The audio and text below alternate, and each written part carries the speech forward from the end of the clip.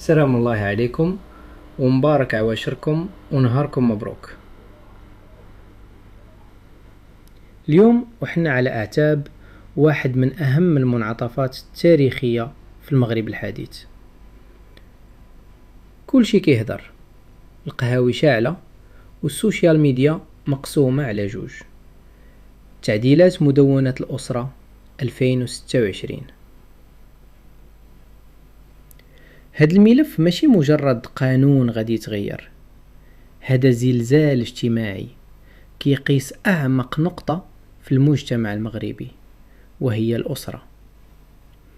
بين اللي كيشوفها إنصاف تاريخي للمرأة وبين اللي كيشوفها تهديد للهوية والشرع. اليوم غادي نحيدوا العاطفة وغادي نحطوا المدونة فوق الطاولة. غادي نحللوا بالواقعية وبالمنطق شنو مخبي لينا هاد التغيير، وشنو هو المصير الحقيقي للأسرة المغربية في ظل هاد القوانين الجديدة. أولا، السياق الزمني. علاش 2026 هي ساعة الحقيقة؟ من بعد 22 سنة على مدونة 2004 كان لازم يوقع تحديث. المجتمع ديال 2026 ماشي هو المجتمع ديال 20 سنة هادي. المرأة المغربية اليوم ولات هي العمود الفقري الاقتصادي لبزاف ديال الديور.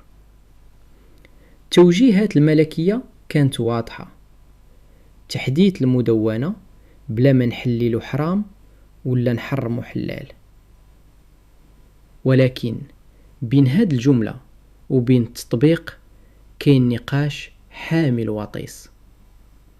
الصراع اليوم هو بين الأصالة اللي بغات تحافظ على النص الحرفي وبين المعاصرة اللي بغات تواكب الاتفاقيات الدولية. ثانيا، ملف الإرث والتعصيب. فين كاين المشكل؟ هذا هو اللغم الكبير في تعديلات 2026. النقاش داير حول التعصيب. كيفاش بنت وحدة بقات يتيمة يجي عمها أو ولد عمها يشاركها في دار بناوها والديها بتمارهم. كاين اتجاه قوي في التعديلات كيميل للعدل الاجتماعي. المنطق كيقول باللي المقاصد الشرعية هي حماية اليتيم، وفي 2026 حماية البنت من التشرد ولات أولوية. كاين اللي كيهضر باللي هادشي خروج على الدين، ولكن الواقع كيبين باللي بزاف ديال العائلات كيوقع لهم تشتت بسبب قوانين ولات كتستغلو من طرف ناس ما ساهموا بوالو في بناء ديك الثروة. هذا هو النقاش الحقيقي. واش بغينا قانون كيحمي النص ولا قانون كيحمي الإنسان؟ ثالثا، الولاية الشرعية والحضانة. نهاية الميز. واش من المنطقي في 2026 الأم اللي كتربي وتصرف وتسهر ما تقدرش توقع لولدها على باسبور ولا تبدل ليه المدرسة إلا بموافقة الأب اللي يقدر يكون غايب لسنوات؟ التعديلات الجديدة غادية في اتجاه الولاية المشتركة، يعني الأم والأب عندهم نفس السلطة القانونية على أولادهم. هاد النقطة بالذات خلات بزاف ديال الناس في السوشيال ميديا يغوتوا باللي هيبة الأب مشات، ولكن الحقيقة هي باللي مصلحة الطفل هي اللي ولات فوق كل شيء. الحضانة ما بقاتش عقوبة للأم اللي تزوجات مرة تانية، بل ولات حق للطفل باش يبقى مع اللي كيرعاه أحسن. رابعا، تزويج القاصرات وتبوت الزوجية. سد الثغرات. في 2026 ما بقاش مقبول نهائيا نشوفو بنت 15 عام عروسة تحت مسمى الاستثناء.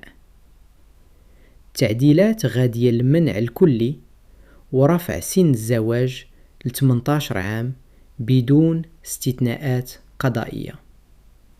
هذه خطوة جبارة باش نحميو بناتنا من الهدر المدرسي ومن الاستغلال. ونفس الشيء بالنسبة لتبود الزوجية اللي كانت كتستعمل كثغرة قانونية لتعدد الزوجات بلا إذن أو لشرعنة زواج القاصرات. المدونة جديدة بغات تقطع مع التحايل على القانون.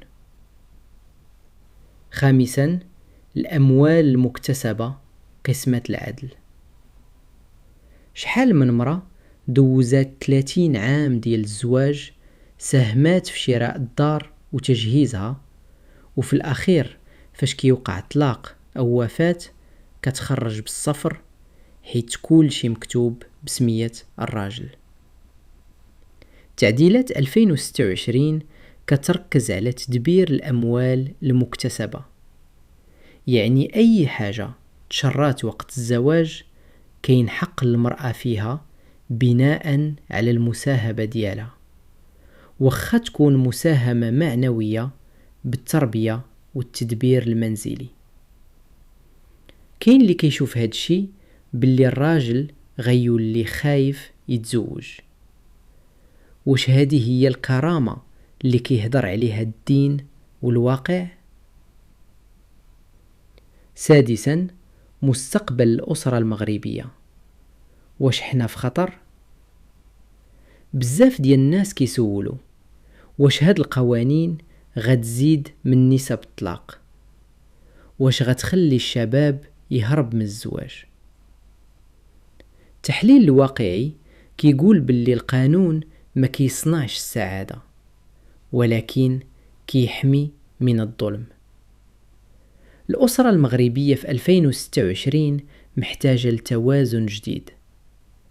ما بقاش الأب هو الديكتاتور والأم هي الضحية. المستقبل غيكون الأسرة الشراكة. تعديلات غتخلي كل طرف يعرف حقوقه وواجباته بوضوح. التحدي الحقيقي ماشي هو النص القانوني، بل هو تغيير العقليات. القانون يقدر يتبدل في نهار، ولكن العقلية كتاخد أجيال. في الختام، تعديلات مدونة 2026 هي مواجهة مع الذات. حنا كمغاربة خاصنا نختارو واش بغينا نبقاو واحلين في نقاشات القرون الوسطى، ولا بغينا نبنيو مجتمع فيه العدل هو الأساس. أنا كنقول لكم في هذا الملف ديروا العقل. المدونة غتكون منصفة للجميع إلا عرفنا كيفاش نطبقوها بروح المودة والرحمة، ماشي بروح الصراع والنزاع. خوتي، خليو لينا في التعاليق شنو هي النقطة اللي كيبان لكم فيها الخطر في التعديلات، واش كتظنوا باللي الولاية المشتركة غتحل مشاكل المطلقات ولا غتزيدها؟ بارطاجيو الفيديو باش يوصل هذا التحليل الهادئ لكل دار مغربية. تبارك الله عليكم، وعاش المغرب متطورا ومحافظا على كرامة ولاده.